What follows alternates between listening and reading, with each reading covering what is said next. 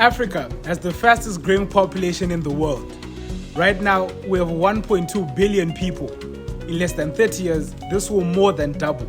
By the time I reach 50, 2.5 billion.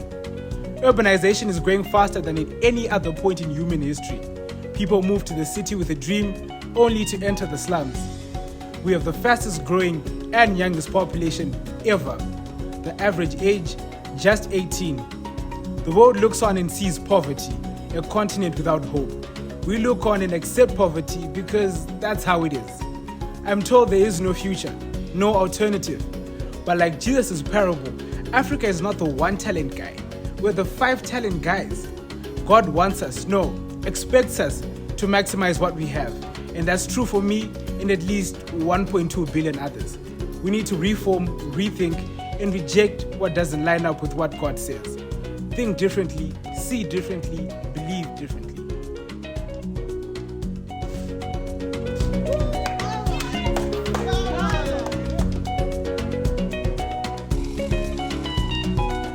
It is time. It is time. It is time. Africa, the poorest and the richest continent in the world, a people of poverty in a place of plenty. 30% of all global minerals are found here. We have 12% of the world's oil, 8% of the gas. We have diamonds, copper, platinum, and nearly half of all the gold. Sub-Saharan Africa has nearly a quarter of all the arable land right under our feet, but produces less than 1% of the world's food.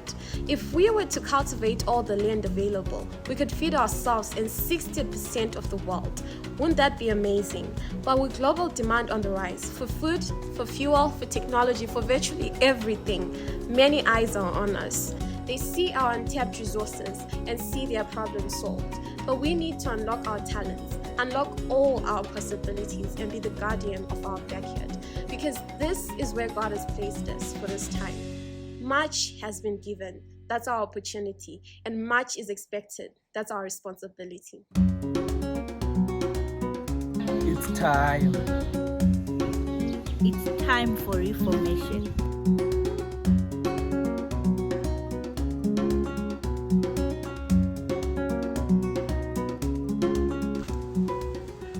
Africa, what can we do to earn God's love? Nothing. What can we do to gain His approval? Nothing. What can we do? Nothing. And that's the problem. We want to do something, but nothing helps. Work hard, behave right, and don't forget to give. But what if our best efforts don't add up? What if we're 1 point short? $1 short? Wouldn't it be amazing if we scrapped this entire system and found another way? There is no other way. I am the way, Jesus said. The only way. Jesus plus nothing. Jesus plus no one.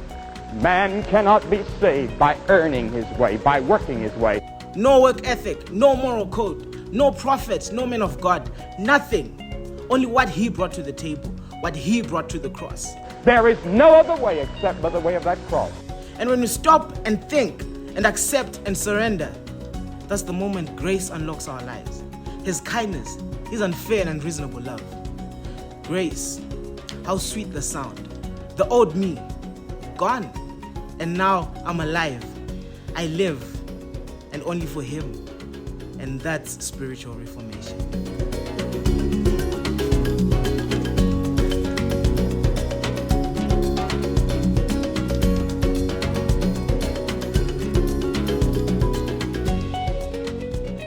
Africa, to break the poverty cycle, we need to live fruitful lives.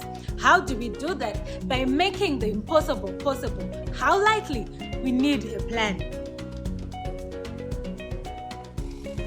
Let's take agriculture. To realize potential, we need to build a path to productivity. 1. By training up and releasing small-scale farmers. 2. By mobilizing model farmers. 3. Empower local communities. 4. Maximizing capacity. And 5. Creating markets to sell and generate profit. In education and family, we create a dynamic environment that frees up children to discover life for themselves. Real learning.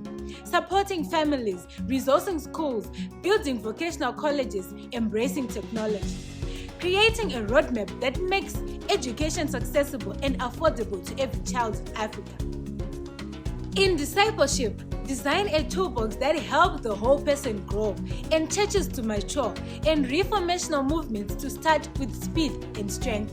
Gospel-inspired tools that are freely available to whosoever, whenever. And alongside this, leadership development that shapes leaders in all areas of life. In business, church, finance, the arts, everything rises and falls on leadership.